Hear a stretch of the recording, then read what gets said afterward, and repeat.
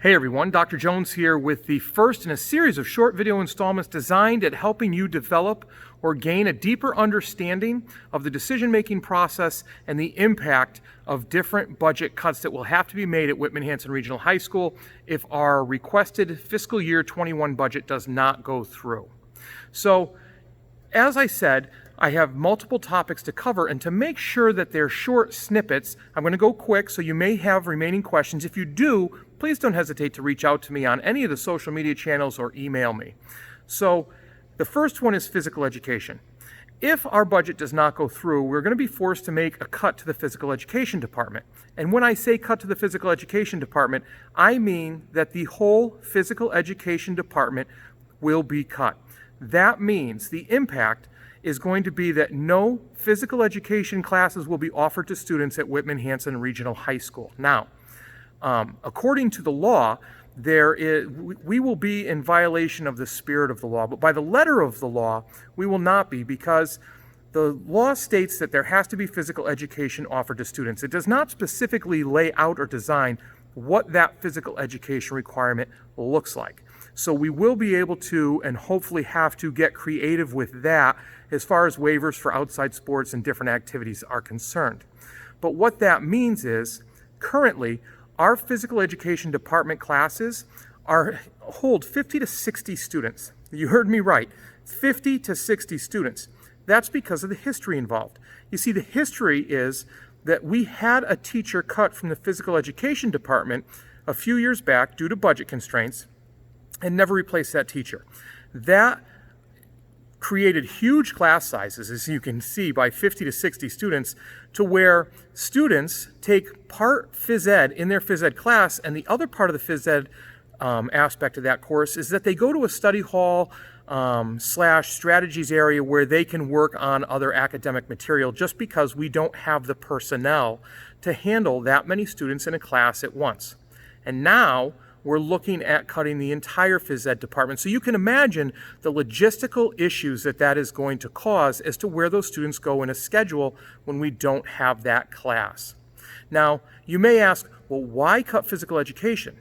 So my thinking on this is that physical education is being cut, one, because of the ability to get creative with what we're going to be doing, and two, is because if I cut any of the other core academic courses, that is going to cause even greater class sizes than we already have. We don't have extra teachers to lower class sizes in these courses, so many of our courses are at maximum, and that's 30 students.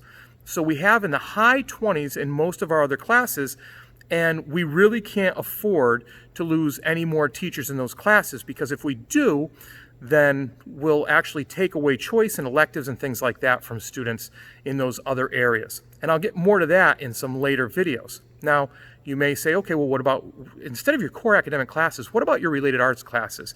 What about music? What about art? Well, those courses serve a specific type of student with a specific type of interest. And while it may not be by the hundreds, even though we do have large participation, that serves a specific type of student, where the type of student that physical education serves is more generalized. And so by cutting art and music, I would be basically alienating those students, and that I am not prepared to do, nor willing to do.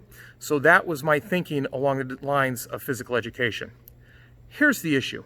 Besides the logistical impact, besides the impact of nowhere to have these students go, and it's going to make larger class sizes anyways, the big impact is that it is well proven and backed by research that physical education, i.e. physical activity, especially during the course of the day, is incredibly beneficial to students on a social emotional level.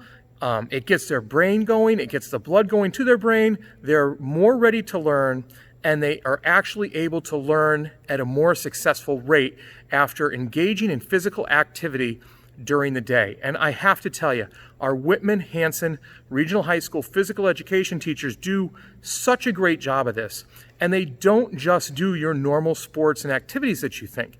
We have all kinds of different things that include up to yoga, and other SEL activities, mindful minute things, and so forth, to get the students in a spot where they get to relax, they get to be active, and they get to rejuvenate their bodies during the course of the day and learn healthy habits on top of it. So the body stays active, strong, and healthy.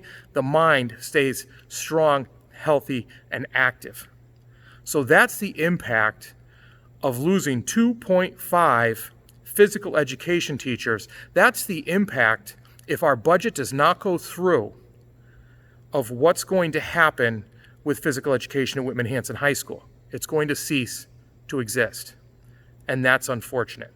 So, as bad as it is, that's the decision, or one of the many decisions that had to have been made. If you have any questions, please reach out on social, email me, anything like that.